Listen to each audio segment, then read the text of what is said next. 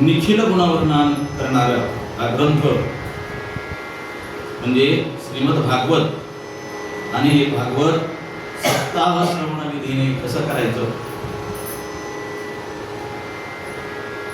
हे आपण काल गोकर्ण महात्म्यामध्ये पाहिलेलं आहे।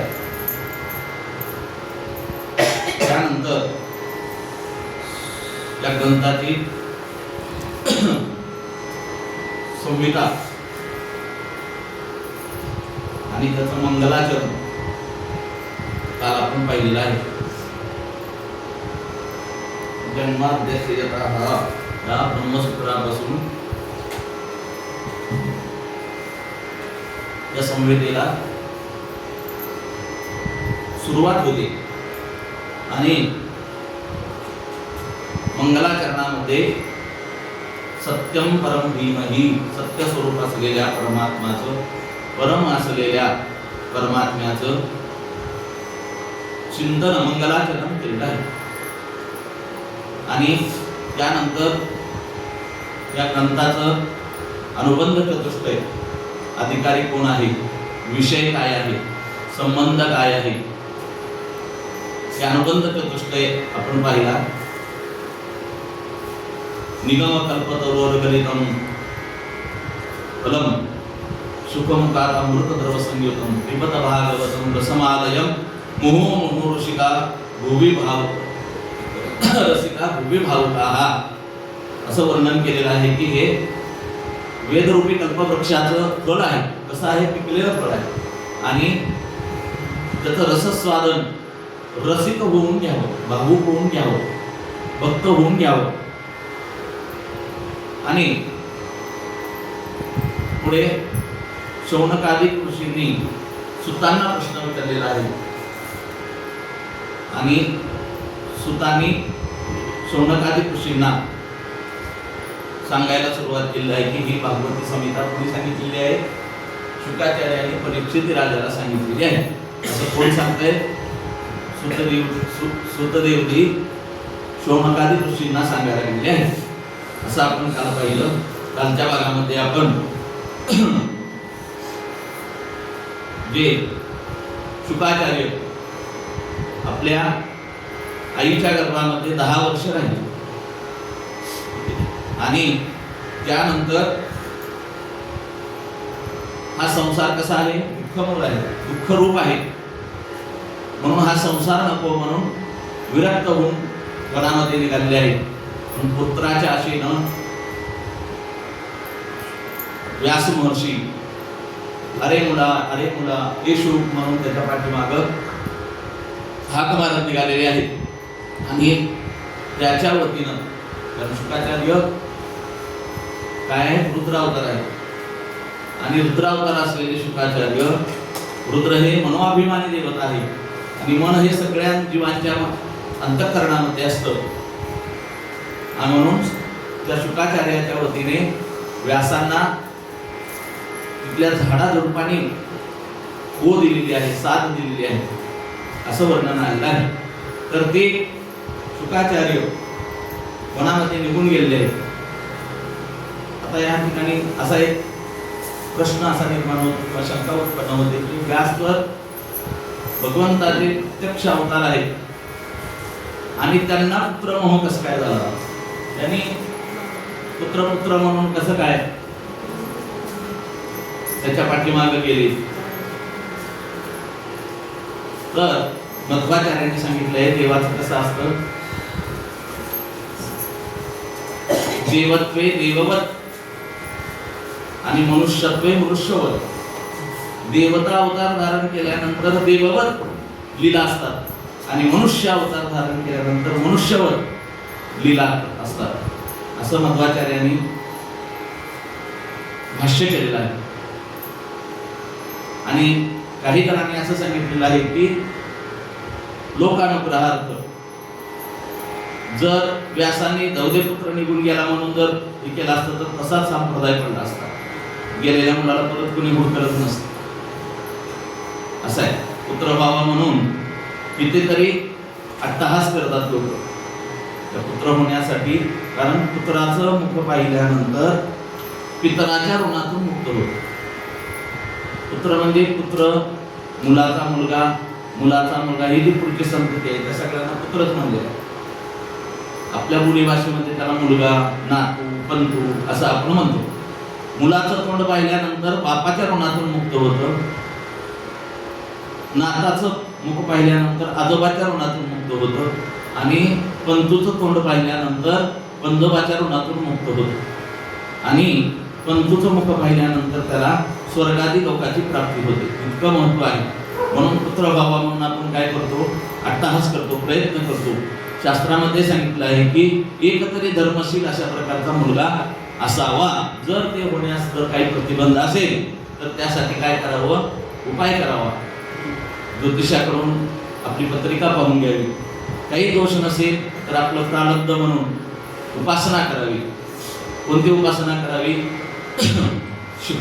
शिवाची उपासना करावी असं सांगितलंय. पुत्र होण्यासाठी शिवाची उपासना करावी. किंवा आपल्या पत्रिकेमध्ये काही पूर्वजांचा दोष असेल तर नारायणाक बली, त्यानंतर त्रिपिंडी इत्यादी विधी कराव्यात. नाहीतर नवचंडी, शतचंडी अशा प्रकारे देवीची उपासना करावी किंवा शिव आराधना करावी असं गरुड पुराणामध्ये सांगितलेलं आहे. परंतु सज्जनाने पुत्र प्रयत्नाने उत्पन्न करावा असं सांगितलेलं आहे. असं असताना सुद्धा जर आपला मुलगा घरातून निघून जात आहे ते कुण्या बापाला सहन होणार आहे? हे लोकशिक्षणार्थ व्यासाने काय केलेलं आहे, अरे मुला म्हणून त्याला हाक मारलेली आहे आणि तो वनामध्ये गेलेला आहे. काल आपण पाहिलं की हे भागवत संहिता नारदाच्या सांगण्यावरून त्यांनी मी भगवंताचं त्या लीलांचं स्वच्छंदाने आनंदाने सर्व त्रिभुवनामध्ये भ्रमण करीत त्या लीला माझ्या ह्या मुखाला गुणगान करतो. आणि त्या योगानं मी दासी पुत्र असताना सुद्धा मला काय झालं तर ब्रह्मदेवाचा पुत्र होण्याची मला योग्यता प्राप्त झाली. हे कशामुळे आहे? भगवंताच्या निखिल गुणाचं वर्णन केल्यामुळं, गुणगान केल्यामुळं आहे. म्हणून तुम्ही भगवंताचं निखिल अशा प्रकारचं गुणवर्णन करणारं त्याच्या लीलाचं तुम्ही काय करा, एक पुराण तयार करा म्हणून सांगितलं व्यासाने. आपल्या समाधी भाषेमध्ये ही भागवत संहिता निर्माण केली आहे. 18,000 श्लोक आहेत, 365 अध्याय आहेत आणि असं हे 12 स्कंद रूपी असं हे कलियुगामध्ये जीवाच्या उद्धारासाठी एकमेव अशा प्रकारचं सोपं साधन आहे. हे भागवत संहितेत आपण श्रवण केलं तर आपल्या सर्व पापाची निवृत्ती होते. असं आहे. आपल्याला वाटलं पाहिजे की आपणही काय झालं पाहिजे की आपण एक भगवत भक्त झालं पाहिजे, नामधारी झालं पाहिजे असं आपल्याला प्रत्येकाला वाटलं पाहिजे. आपण कोणाकडे बघायचं तर त्याचा असा एक नियम आहे की संसारामध्ये आपल्या पाठीमागच्या लोकांकडे बघितलं पाहिजे आणि परमार्थामध्ये आपल्या पुढच्या लोकांकडे बघितलं पाहिजे. आपण संसारामध्ये पाठीमागच्या लोकांकडे बघायचं म्हणजे आपल्यापेक्षा जे गरीब आहे, आपल्यापेक्षा जे काही सामान्य जीवन जगणारे जे लोक आहेत त्यांच्याकडे बघून संसारामध्ये संसार करावा. आपण पुढच्याकडे बघून संसार करतो. त्यांनी गाडी घेतली, मला गाडी पाहिजे. त्यांनी वरचा मजला बांधला, मी बांधला पाहिजे. त्यांनी सोनं नाणं घेतलं, मी घेतलं पाहिजे. आणि परमार्थात मात्र आपण त्यांनी फार आतीच करते ते जाऊ द्या त्यांचं काय, आपल्याला जेवढं जमत तेवढं आपण करू. पण परमार्थामध्ये पुढचा एखादा साधक काय साधना करतो आणि त्याला कशी काय सिद्धी प्राप्त झाली हे बघून आपण आपल्या जीवाला आपल्या मनाला वाटलं पाहिजे की आपण धारणा केली पाहिजे की आपणही भगवंताचा निश्चिम अशा प्रकारचा भक्त झाला पाहिजे. आपण नामधारी झालं पाहिजे. आपल्यालाही भगवंतानं एकदा तरी दर्शन दिलं पाहिजे असं मनाला वाटलं पाहिजे. आणि ते जे आपण पुराण ऐकतो, पोथी ऐकतो, पोथी वाचतो, प्रवचन ऐकतो, परंतु आपल्या मनामध्ये तेवढ्या पुरतच राहतो. घरी आलं की मात्र आपण परत संसारात फिरतो. त्याला स्मशान वैराग्य असं म्हणलेलं आहे. वैराग्याचे 3 प्रकार आहेत: तीव्र वैराग्य, तीव्रतर वैराग्य आणि स्मशान वैराग्य. तीव्र आणि तीव्रतर वैराग्य हे यती, परमहंस, संन्यासी वगैरे हे करतात. आणि आपल्यासारखे जे सामान्य लोक असतात त्यांना तेवढ्या पुरतं आलेलं जे काय तात्पुरतं आलेलं जे काही वैराग्य असतं त्याला स्मशान वैराग्य असं म्हणतात. म्हणजे एखादा गेला असता स्मशानामध्ये गेलं की ते जळायला लागलेलं बघून आपण म्हणतो काय किती अट्टाहास केला, किती आटापिटा करून संसार केला, त्यांना असं जमत नव्हतं, तसं जमत नव्हतं, असं तसं आपण त्याचं वर्णन करतो आणि शेवटी काय सगळं तिथंच सोडून यांना रिकाम्या हातानं स्मशानात यावं लागतं असं आपण काय करतो त्या ठिकाणी म्हणतो. आणि तिथून मात्र एकदा त्याला पेटवलं, चला कामं पडले, ते करायचंय, मला तिकडे जायचं होतं, मला इकडे जायचं होतं, मला आमकाय मला काय, आपलं कर्म चालूच असतं ते. आपल्याला नाही ना, अरे काय तो गेला ना तसंच आपल्याला जायचं. एक आहे त्याचा दुजा तो आहे, अकस्मात तोही पुढे जात आहे, हे आपण ऐकतो तरी सुद्धा आपल्याला काय होत नाही, बोध होत नाही, आपल्या मनाला बोध होत नाही त्या गोष्टीचा. का तर आपण मनावरच घेत नाही, आपण मनावर घेत नाही त्या गोष्टीनं काय होतं, आपण त्या गोष्टी विसरून जातो. त्याला स्मशान वैराग्य असं म्हणतात.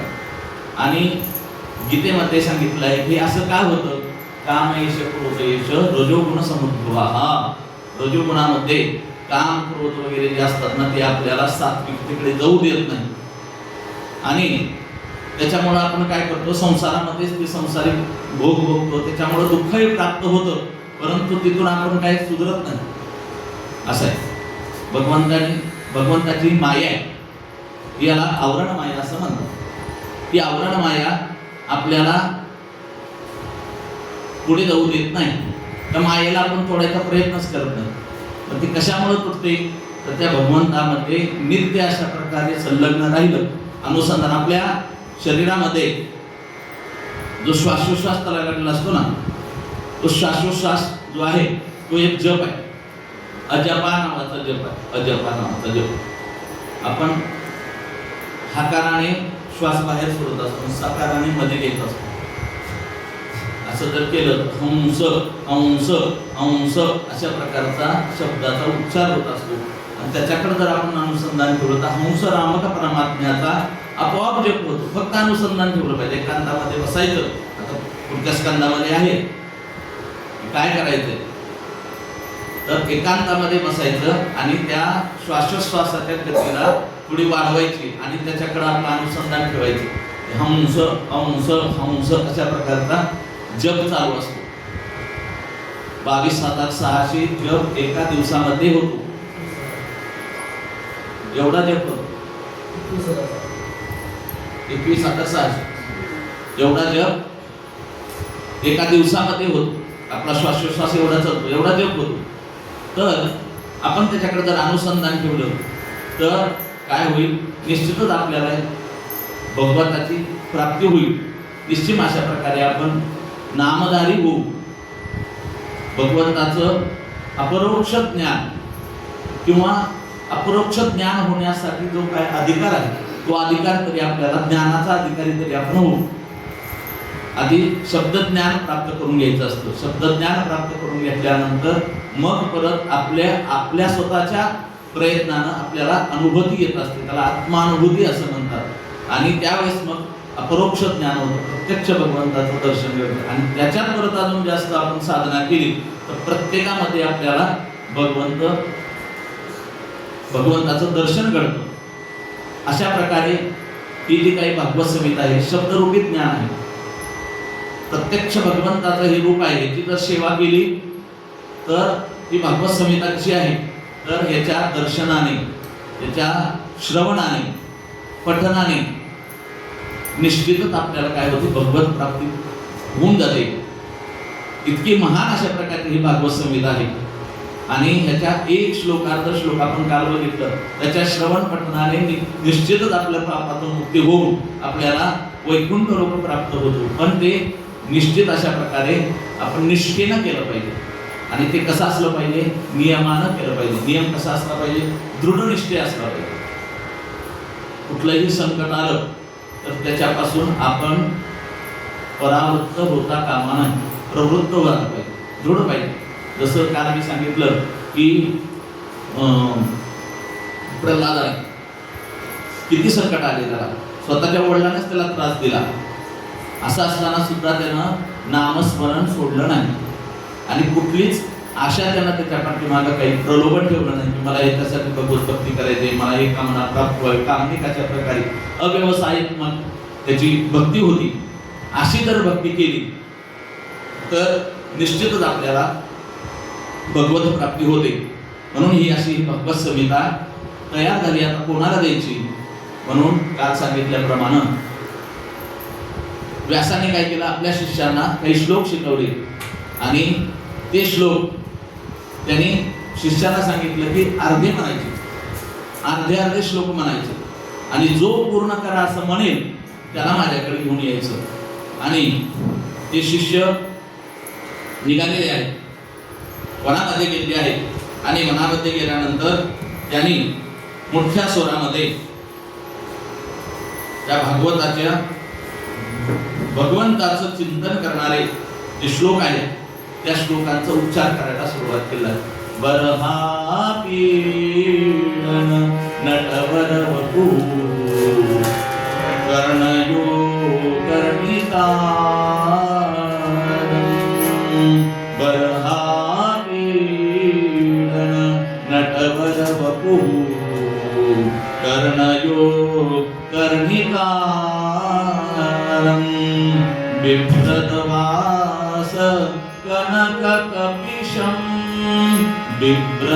बिभ्रतवास कनक कपिशं वैनयन्ती जमाला.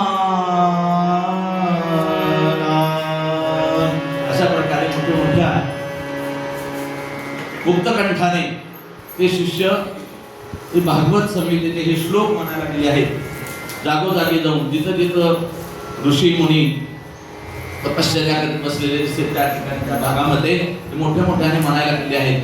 एक जण उठतो, पळत येतो, अवधूत वेशधारी शुकदेव येतात आणि म्हणतात, अरे असं अर्ध का म्हणतात, भगवंताच्या अर्ध्या स्वरूपाचं का वर्णन करतात, पुढचं म्हणा, पुढचं म्हणा. ते म्हणतात, आम्हाला गुरुजींनी अर्ध शिकवलंय. कोण आहे तुमचे गुरुजी? मी चला आमच्या गुरुजीकडे. पुष्कळ आहेत म्हणजे 18,000 श्लोकाची त्यांनी निर्मिती केली आहे. भगवंताचे गुणवर्णन करणारे 18,000 श्लोकाची त्यांनी निर्मिती केली आहे. तर कोण आहे तुमचे गुरुजी? ते म्हणले, महर्षी व्यास हे आमचे गुरुजी आहेत आणि त्यांचा सरस्वती नदीच्या काठी आश्रम आहे आणि ते तिथे आहेत. म्हणल्यानंतर शुकाचार्य आश्रमामध्ये आले आहेत आणि त्यांनी आपल्या वडिलांकडून या भागवत संहितेची काय केली आहे, दीक्षा घेतलेली आहे. पूर्ण भागवत संहिता ते शिकून त्याने त्याचं स्मरण करीत निघाले आहे. बघा, शिष्य असा असला पाहिजे की एकदा शिकवलं गुरुजींनी की त्याच्यावर परत शिकवायची त्याला गरज लागते. काय शिष्य असे असतात, एक शिकवलं की दुसरं म्हणतात. काही शिष्य असे असतात, एक शिकवलं की त्याचा अर्थ दुसराच काढत असतात. म्हणून या आश्रमामध्ये जे वेद अध्ययन करणारे जे विद्यार्थी असतात त्यांना 7 वेळा पाठ दिला जातो, 7 वेळा. आणि त्यांच्याकडून गोपून घेतलं जातं. 16 वेळा पाठ दिला जातो, 7 वेळा गोपून घेतलं जातं त्यांच्याकडून. त्याला संथा असं म्हणतात. 16 वेळा संथा दिली जाते, 7-7 वेळा गोकायला लावतात.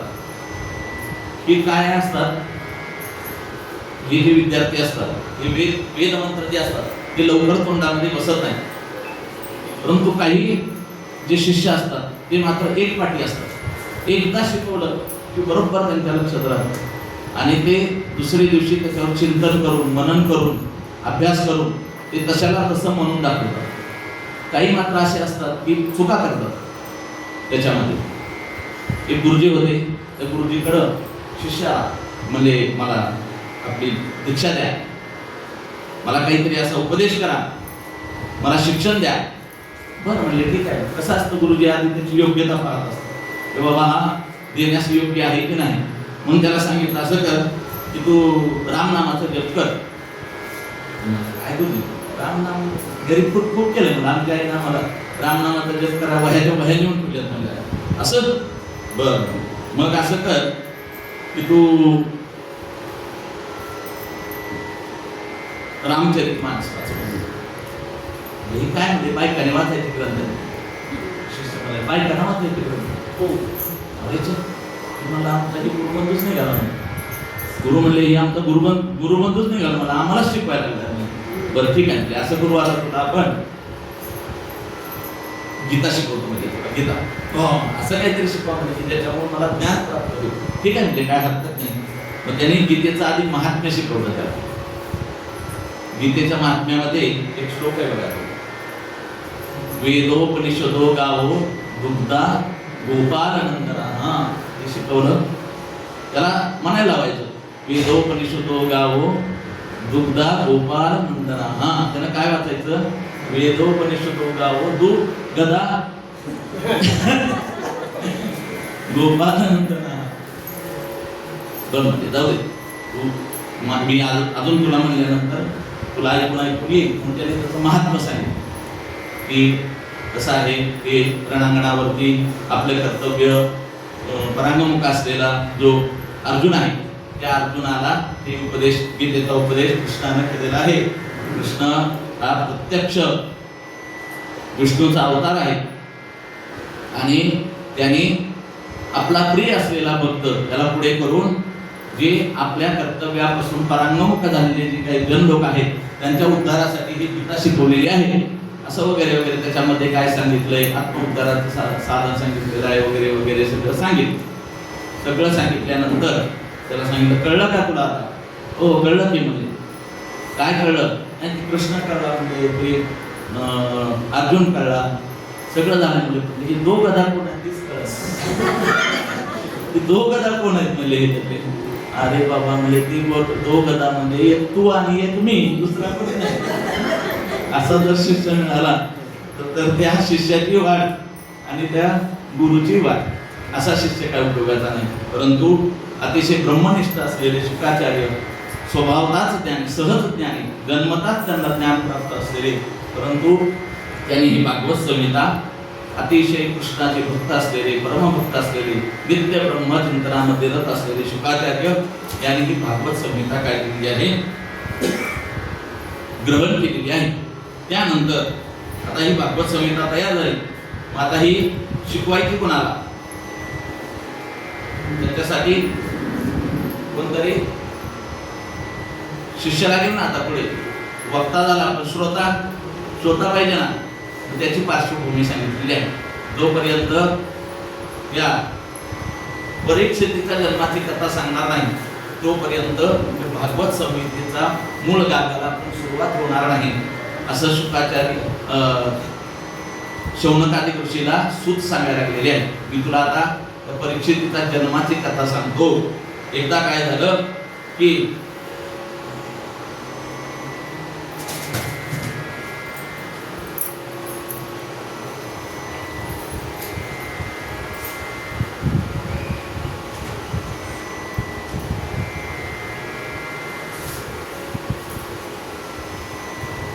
अश्वत्थामाचार्य, द्रोणाचार्याचा मुलगा अश्वत्थामाचार्य, त्यांनी काय केलं, युद्धामध्ये त्या भीमानं दुर्योधनाच्या मांडीवरती गदा मारली होती आणि तो पंग होऊन पडला होता एका बाजूला. हा परम मित्र होता अश्वत्थामा,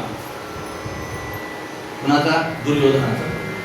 आणि त्या दुर्योधनाला, आपल्या राजाला खुश करण्यासाठी त्यानं काय केलं, त्या पांडवांना निष्पांडव पृथ्वी करतो अशी त्यांच्यापुढे प्रतिज्ञा केली.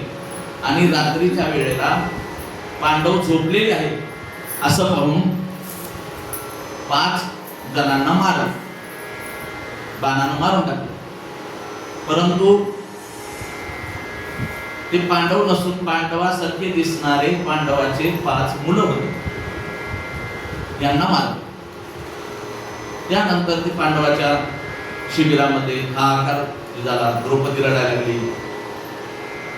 मग कुणी केलं असं हे कृत्य? अंतर्ज्ञानानं कृष्णानं ओळखलं, हे अश्वत्थामाचं काम आहे. अश्वत्थामाला पकडलं पाहिजे, तो अतिताई आहे, त्या अतिताईला मारलंच पाहिजे. म्हणून कृष्णानं अर्जुनाकडे बघितलं. अर्जुन आणि भीम सगळेजण रथ घेऊन त्या अश्वत्थामाला शोधायला निघाले आहेत. अश्वत्थामाला पकडलेला आहे आणि त्याला दोरीनं बांधून आणलेला आहे आणि द्रौपदीचा स्वाधीन घेतला आहे. ते पशुसारखं बांधून आणलेलं पाहून द्रौपदी शोकमग्न झालेली असताना सुद्धा ती द्रौपदी म्हणते त्यांना सोडा. ते आचार्य आपल्या कुळाचे द्रोणाचार्य आचार्य आहेत, आचार्यांचा हा मुलगा आहे म्हणजे तो आपल्याला आचार्यासारखाच आहे, त्याची अशी अवहेलना करणं बरोबर नाही, सोडा. कृष्ण म्हणतो नाही नाही त्याला मारलंच पाहिजे. अर्जुन म्हणतो ह्याला मारायची मी प्रतिज्ञा केलेली आहे, त्याला मारणारच. अशा प्रकारे म्हणल्यानंतर द्रौपदी म्हणते नाही, मी जसं पुत्र शोकाने दुःखित झाली आहे तशी त्याची आई द्रोणी ती काय होईल, दुःखी होईल. म्हणून त्याला सोडून द्या. त्याला सोडलेला आहे, मग याला काय करायचं. तर कृष्ण म्हणतात अर्जुना तुला जे योग्य वाटतं ते कर. योगियांच्या पुन्हा योगीत जाणे. अर्जुनानं ओळखलं आणि त्याला काय केलं, त्याचा जो तिथं मणी होता तो मणी काढला. मणी काढल्यानंतर काय आहे, तो श्रीहीन झाला. त्याच्या जटा काढलेल्या आहेत, शिवली काढलेली आहे, त्याला श्रीहीन केलेला आहे, अपमानित केलेला आहे आणि सोडून दिलेला आहे. हा राग त्याला सहन झालेला नाही. बघा जीवदान दिलं तरी सुद्धा काही अतिशय लोक असे असतात की आपला गुण सोडत नाही. त्यांना काय केलं, त्या निष्पांडव पृथ्वी करायची म्हणून ब्रह्मास्त्र सोडलं. ब्रह्मास्त्र सोडलेलं ते ब्रह्मास्त्र यायलेलं पाहून अर्जुन म्हणतो अरे कृष्णा बघ हे तेलकुंडी अशा प्रकारे काय यायला लागलेलं आहे, त्याच्यामुळं हे आमचे डोळे सुद्धा दिपून चाललेले आहेत. अर्जुनाला कृष्णाला सांगितलं की हे अश्वत्थामानं सोडलेलं ब्रह्मास्त्र आहे. या पृथ्वीचा नाश होईल, या ब्रह्मास्त्रानं होईल. त्याला ब्रह्मास्त्र वापस घ्यायचं कसं हे माहीत नाही. अर्जुनाने एक ब्रह्मास्त्र सोडलं त्याच्या परिपात करण्यासाठी, परंतु ते दोन्ही ब्रह्मास्त्र एक झाले आणि त्यांच्या ज्वालानं सगळी प्रजेची घरं जळायला लागली. हे सगळं पाहिलेलं पाहून अर्जुनानं काय केलं, ते ब्रह्मास्त्र आपल्या योग सामर्थ्याने आपल्या शक्तीने त्याला परत वापस घेतलं. अर्जुनाला ब्रह्मास्त्र वापस घ्यायचं माहीत होतं, ते वापस घेतलं. आणि त्यानंतर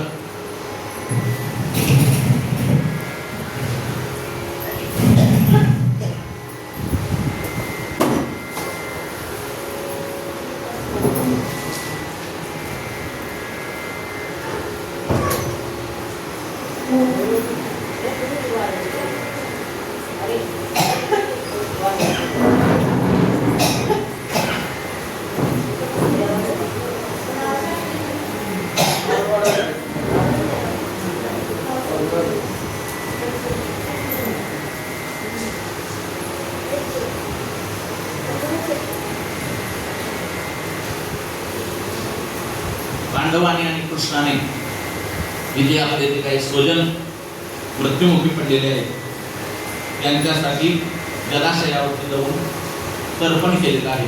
त्याला जलांजली तिलांजली वगैरे दिलेले आहे. आणि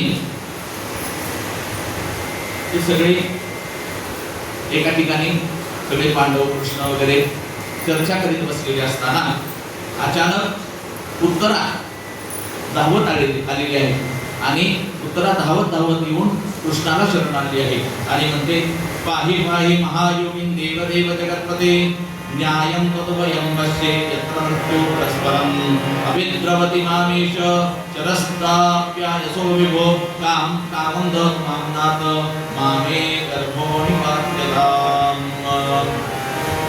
उत्तरामध्ये पाहि पाहि जगन्नाथ, पाहि पाहि महायोगिन देवदेव जगत्पते, कृष्णाला वंदन केलेलं आहे. ते देवाच्या देवा महायोगी असलेल्या जगाचा अधिपती असलेल्या कृष्णा, पहा आमच्याकडे पहा, माझ्या गर्भामध्ये एक अशा प्रकारचं आमच्या पूर्ववंशीयाचं पांडवांच्या वंशीयाचं एक बीज वाढायला लागलेलं आहे आणि ते कसल्या तरी त्याच्यानं जळायला लागलेलं आहे. माझ्या त्याच्यामध्ये माझ्या पोटामध्ये आग पडलेली आहे. असं काय करते ती उत्तरा कृष्णाला शरण आली आहे आणि कृष्णाला सांगत आहे बघा, उत्तराच्या आणि द्रौपदीच्या शरण येण्यामध्ये थोडा फरक आहे, विचार केला. भगवंतांनी जे सांगितलेलं आहे गीतेमध्ये, अनन्याश्चिंतयन्तो मां ये जनाः पर्युपासते तेषां नित्याभियुक्तानां योगक्षेमं वहाम्यहम्. मला शरण या, पण कसं या? अन्यन्य भावाने या. अन्यन्य भावानं म्हणजे दुसऱ्याचा कुणाचाही आधार न घेता डायरेक्ट मला शरण या. आपण काय करतो, आपण ज्यावेळेस संकटात येतो त्यावेळेस आपल्याकडे असलेल्या जे पर्याप्त जे काही साधन आहेत त्या साधनांचा आधी काय करतो, उपयोग करतो. म्हणजे सहज आपण काही दुःखात असतो तर आपण काय करतो, आपल्या स्वजनांना सांगतो, आपल्या मित्र परिवारांना सांगतो, त्यानंतर त्याच्यासाठी काही ज्योतिष पाहतो, काही अजून दुसरे उपाय करतो. आणि ज्या वेळेस सगळेच उपाय निरर्थक ठरतात त्यावेळेस देवा आता तुमचाच कर. द्रौपदी ज्यावेळेस वस्त्रहरणाच्या वेळेस संकटात होती त्यावेळेस तिनं काय केलं, आपले पती समोर बसलेले आहेत त्यांच्याकडून आधी अपेक्षा केली.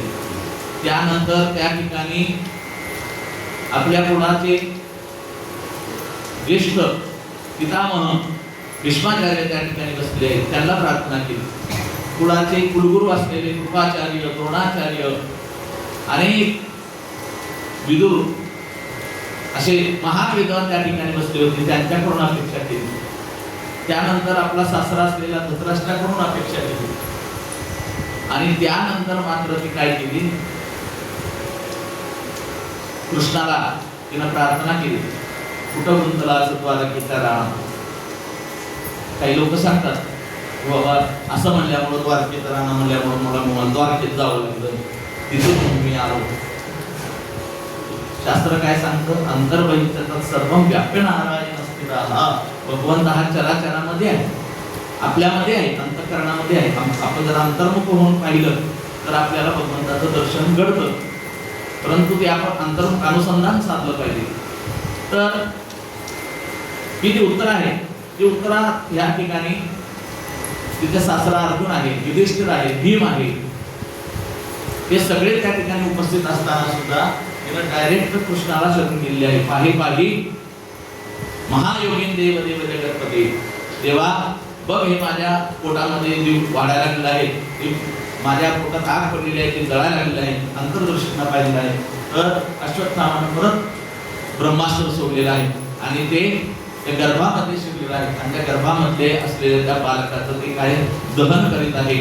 त्याबरोबर अंगुष्ठ मात्र एक रूप घेतलेलं आहे आणि त्या अंगुष्ठ मात्र रूपाने परमात्म्याने त्या गर्भामध्ये प्रवेश केलेला आहे आणि त्या गर्भाचं संरक्षण केलेलं आहे. परत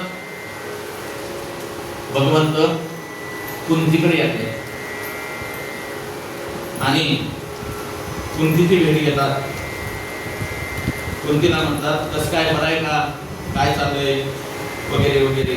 ही आत्या होती कुंतीमध्ये, भगवंताची आत्या होती. जेवढं सगळं युद्ध झालं, एवढा नरसंहार झाला,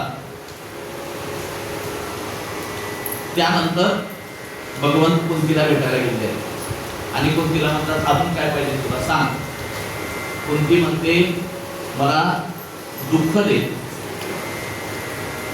आम्हाला दुःख दे. भगवंत म्हणतात, अगं त्या माझ्याकडे भक्ताची किती मोठी मोठी लिस्ट असते, काय काय पाहिजे काय काय नाही ह्याची मोठी लिस्ट असते आणि तू एक दोन अक्षराचं दुःख मागायला लागलीस मला. म्हणजे काय काय लोकांनी माझ्याकडे मागितलं नाही, आता काय सांगू तुला. म्हणजे एक आंधळा होता, त्या आंधळ्याला म्हणजे डोळे नसल्यामुळं त्याचं लग्नही नव्हतं आणि काहीच नाही बाकी सगळं.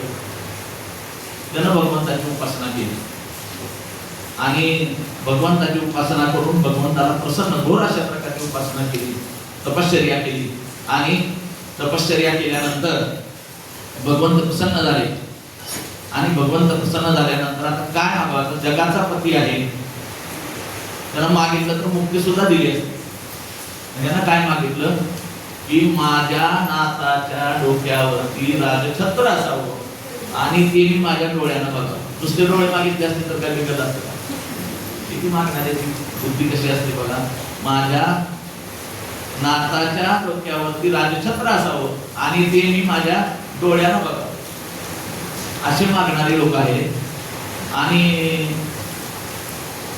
तू काय मागायला लागलीस? दुःख मागायला लागलीस. कुंती म्हणते अरे ज्या वेळेस आम्ही दुःखामध्ये असतो त्यावेळेस आम्हाला तुझं स्मरण होतं आणि आम्हाला तुझं स्मरण झालं की तू प्रत्यक्ष आमच्यापाशी येऊन प्रगट होतोस आणि आमच्या दुःखाचं निरसन करतो. तुझ्या दर्शनानं आमच्या अनेक जन्माच्या पापाचं निरसन होऊन जातं आणि आम्हाला वैकुंठादी लोकांची प्राप्ती होते प्रत्यक्ष भगवंताचं दर्शन झाल्यानंतर. आता मग दुर्योधन आलाय, प्रत्यक्ष भगवंताचं दर्शन झालंच होतं. परंतु भगवंताने गीतेमध्ये सांगितलेलं आहे की 4 लोक मला माझ्या मायेला पार करू शकत नाही. माया अपहृत ज्ञान, ज्याचं मायेनं ज्ञान अपहरण केलेलं आहे अशा लोकांना भगवंत भेटला तरी तो भगवंत आहे असं कळत नाही. तर ज्या वेळेस आम्हाला तुझं दर्शन होईल त्या वेळेस आमच्या पूर्वजन्माचे अनेक जन्माचे पाप निरसन होऊन आम्हाला वैकुंठ लोक प्राप्त होतो. अशा प्रकारचं मागणं कुंतीनं मागितलेलं आहे. तिथून भगवंत बाहेर निघालेले आहे. तेवढ्यामध्ये युधिष्ठिर असंतोष खिन्न होऊन बसलेला आहे. एवढा मोठा नरसंहार झाला. हे जे काय माझे भू बंधू आप्त स्वकीय गुरु आमचे काका या सगळ्यांचं जे काही मृत्यू झालेला आहे. त्यानंतर एवढा 11 अक्षौहिणी सैन्य मारले गेलेलं आहे. या सगळ्याला मीच कारण आहे, माझ्यामुळे झालं. मी जर त्यावेळेस रोखलं असतं, मी नको म्हणलं असतं तर युद्धच झालं नसतं. अशा प्रकारे झाल्यानंतर पश्चातबुद्धी बरेच झाला असतं. मी म्हणलो होतो त्याला जाऊ नको म्हणून, मी असं कर म्हणलो होतो, असं पश्चातबुद्धी म्हणतात का असे बरेच जणांचं होतं. असं युधिष्ठिराला काय झालेलं आहे, माझ्यामुळं झाले. तिथं जे असलेले गुरुजन वगैरे या सगळ्याचे त्याला अरे व्हायचं ते होऊन जात असतं, तुझ्यामुळं नाही झालं. निमित्त मात्र मनुष्य असतो, नाहीतर ते दैवी असतं. सगळ्यांनी उपदेश केला परंतु त्याच्या उपदेशाचा काही त्याच्यावरती परिणाम झाला नाही. मग एक काम,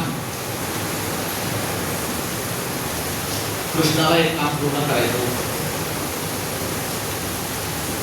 म्हणजे हे असं नाही चला म्हणजे आता काय करू, भीष्माचार्याकडे म्हणलो, कारण उत्तरायण चालू व्हायला वेळ आलं होतं उत्तरायणाची, आणि ह्याला भीष्माचार्याकडे घेऊन जाऊ म्हणजे भीष्माचार्य ह्याला उपदेश करतील आणि त्यांच्या उपदेशाने ह्याचं संतुलन होईल. म्हणून हे सगळे जण भीष्माचार्याकडे गेले आहेत. आता भीष्माचार्याकडे कृष्ण गेला, पांडव गेले असं कळल्यानंतर अनेक ऋषीगण त्या ठिकाणी उपस्थित झालेले आहेत.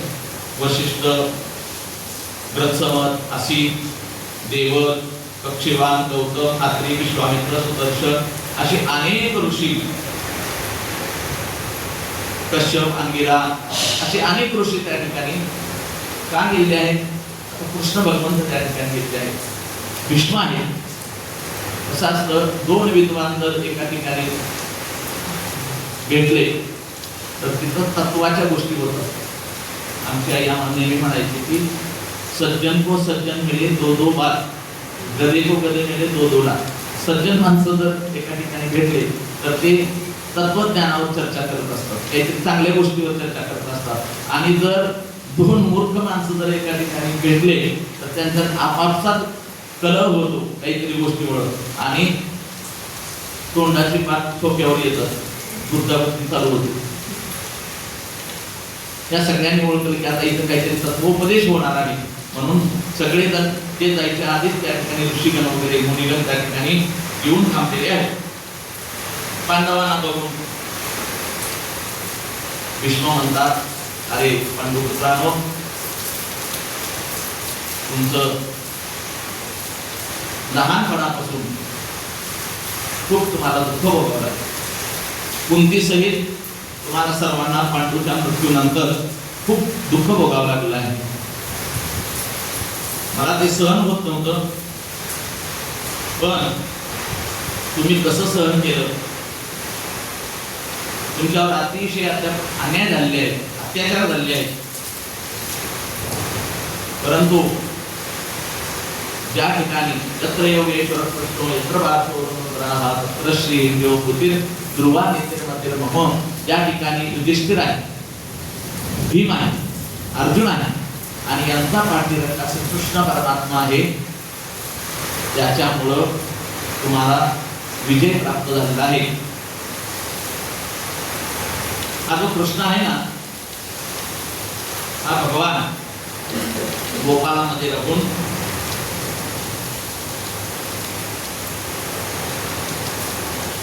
सर्वांना आपल्या मायेनं मोहित करतो. असं कोण सांगतंय? भीष्माचार्य या पांडवांना सांगायला लागले आहे. यदुवंशामध्ये त्याने अनेक प्रकारच्या अप्रतिम अशा प्रकारच्या लीला केलेल्या आहेत.